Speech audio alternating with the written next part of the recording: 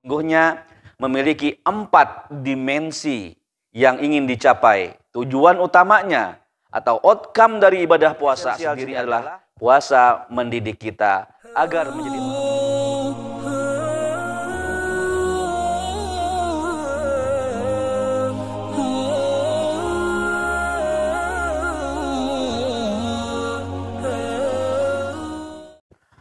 Bismillahirrahmanirrahim.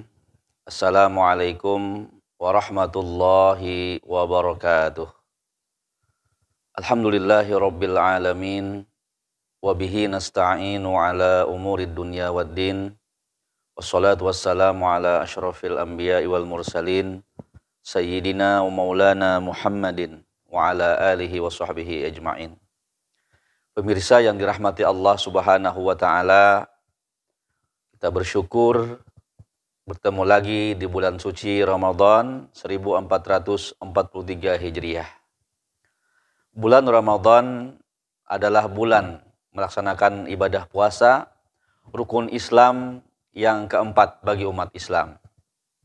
Di dalam Al-Quran surah Al-Baqarah ayat 183, Allah subhanahu wa ta'ala berfirman, Ya ayyuhalladzina amanu kutiba alaikumus syiyam kama kutiba alal ladzina min qablikum la'allakum tattaqun. Wahai orang-orang yang beriman, diwajibkan atas kamu berpuasa sebagaimana telah diwajibkan pula atas orang-orang atau umat-umat sebelum kamu, agar kamu menjadi orang-orang yang bertakwa. Profesor Dr. Muhammad Quraisy Shihab di dalam tafsir beliau, Tafsir Al-Misbah, menjelaskan bahwa kewajiban ibadah puasa adalah salah satu rukun Islam yang diulangi atau diawali dengan panggilan Ya ayyuhalladzina amanu. Wahai orang-orang yang beriman. Mukhatabnya atau orang yang diseru adalah orang-orang yang beriman.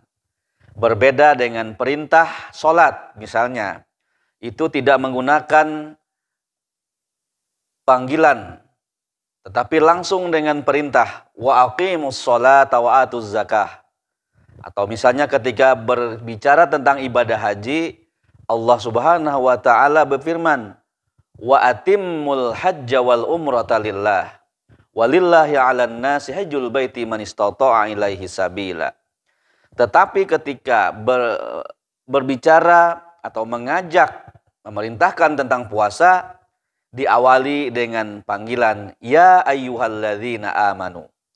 Apa perbedaannya dengan al-mu'minun yang dua-duanya dalam bahasa kita diterjemahkan dengan orang-orang yang beriman?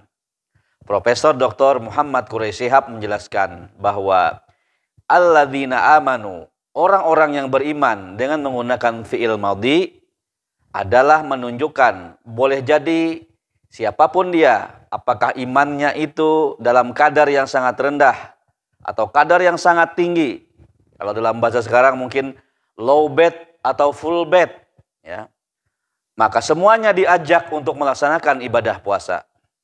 Berbeda dengan al-mu'minun, qad aflahal mu'minun, innamal mu'minuna alladzina idza dzukirallah.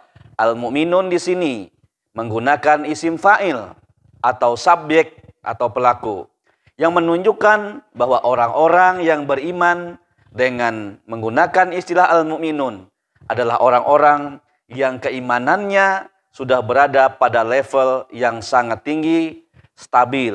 Inilah iman yang sudah sangat sempurna.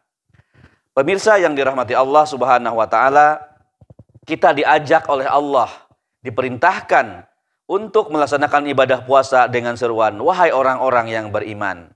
Mengapa orang yang beriman saja yang diajak? Ini sepertinya untuk menunjukkan bahwa ibadah puasa sesungguhnya memiliki 4 dimensi yang ingin dicapai. Tujuan utamanya atau outcome dari ibadah puasa sendiri adalah la'allakum tattaqun, agar kalian menjadi orang-orang yang bertakwa. Kalau kita bertanya kepada orang lain misalnya, apa itu takwa? Itu berarti adalah konsep yang masih bersifat abstrak. Tetapi bagaimana indikator atau ciri orang yang bertakwa? Maka setidaknya ada 4 aspek yang ingin dicapai melalui ibadah puasa ini. Yang pertama adalah puasa bertujuan agar kita memiliki kecerdasan spiritual, yaitu menjadi hamba-hamba Allah yang beriman, yang memiliki tingkat kejujuran, jujur kepada diri sendiri, jujur kepada Allah, dan jujur kepada manusia. Ini agaknya kenapa Al-Quran menggunakan redaksi ya ayyuhalladzina amanu sebelum dia mengajak atau mewajibkan ibadah puasa. Karena satu-satunya ibadah yang menuntut kejujuran adalah hanya ibadah puasa. Tidak ada yang melihat kita, tidak ada yang mendengar kita ketika kita makan di dalam kamar atau ruangan. Kita kunci pintunya, tetapi karena kita jujur kepada Allah, jujur kepada diri sendiri, kita pun menahan lapar, menahan haus, tidak makan, minum, dan lain sebagainya.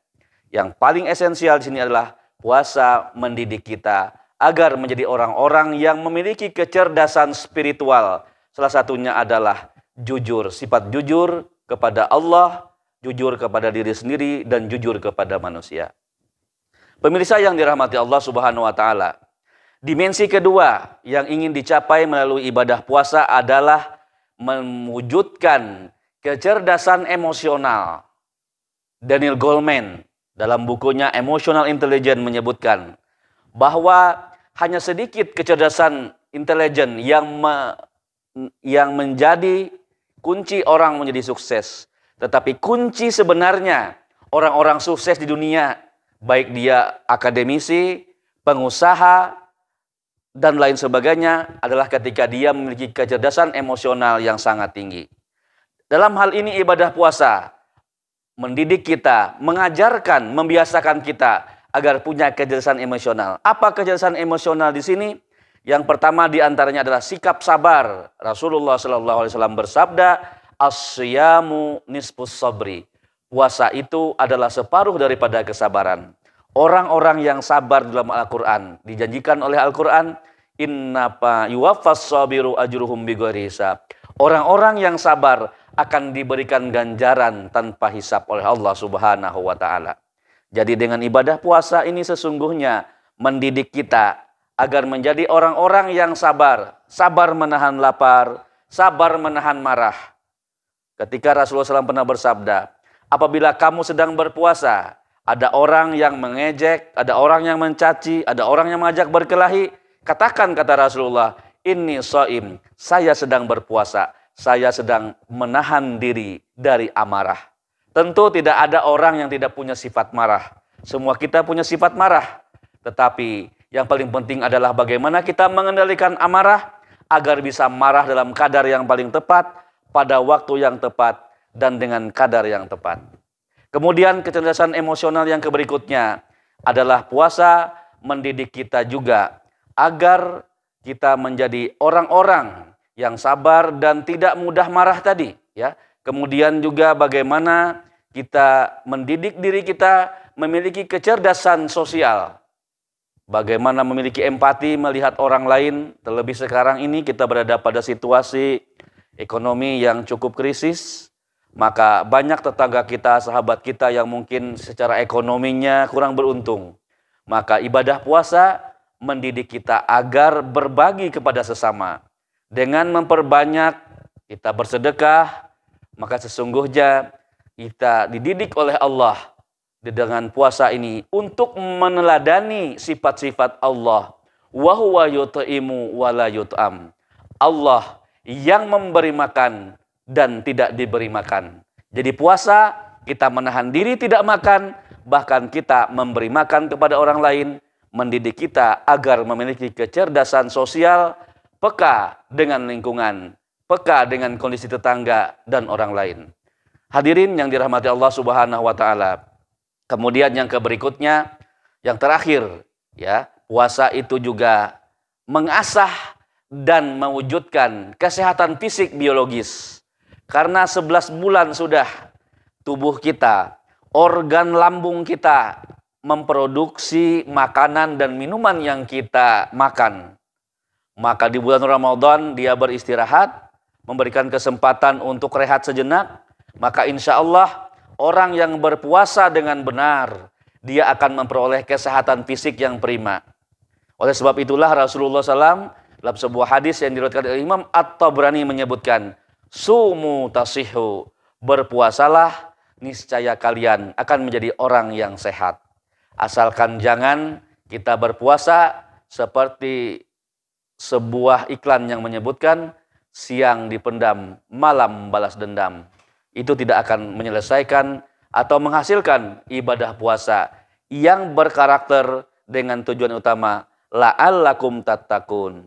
4 inilah yang dicapai oleh puasa, melatih dan mendidik, mewujudkan insan yang cerdas secara spiritual, cerdas secara sosial, cerdas secara emosional, dan mewujudkan fisik yang sehat biologis. Maka insya Allah itulah insan yang paripurna, keluar dari bulan Ramadan, dia menjadi fitrah, suci, bersih, tanpa noda. Demikian, wallahul muwaffiq ila aqwamit thoriq, billahi taufiq wal hidayah. Wassalamualaikum warahmatullahi wabarakatuh.